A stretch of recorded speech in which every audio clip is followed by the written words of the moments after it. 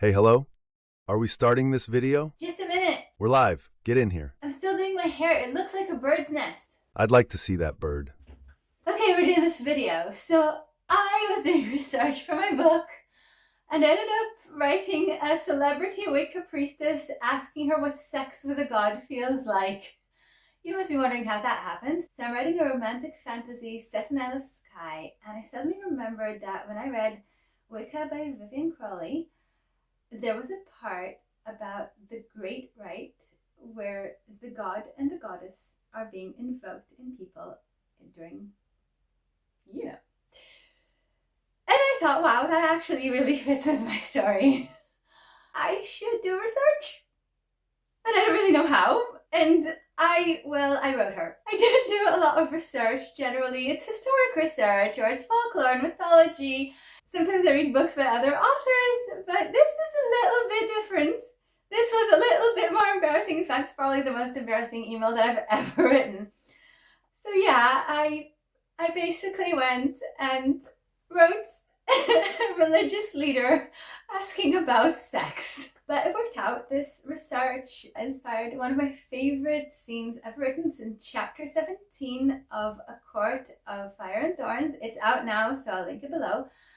It really changes how Freya and Kalan relate to each other after they have had this experience of the invocation. It happens on Beltane Eve, which is when they have a rite that they participate in.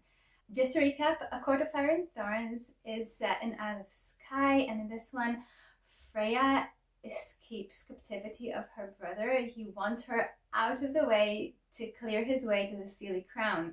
And now she doesn't have any memory of what happened with Kalan, and she suddenly realizes that she may have married the enemy prince, hot enemy prince of Unseelie, willingly. She's running against time to figure out what happened and stop her brother from waging a war in her name. No pressure, right? Tropes, obviously, forced proximity, and quite with a twist, this one, because once Freya reunites with Kalan, she's basically married and living with a man that she has no memory of. It's about finding each other again. He's courting her. There's this sweetness, there's this tension between them.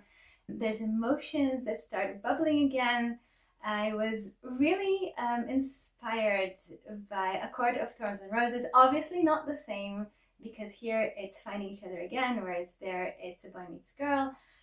But that tension, that build up, that kind of slowly discovering each other again. And the second part of A Court of Fire and Thorns is about her stepping up her game and doing whatever it takes to take the crown of Unseelie. Other tropes: fated mates, memory loss, and enemies to lovers. I think this is as enemies to lovers as it gets, obviously. They're from rival kingdoms. This is set in Isle of Skye, which I visited a few years ago. I actually went to the Fairy Glen. I loved it.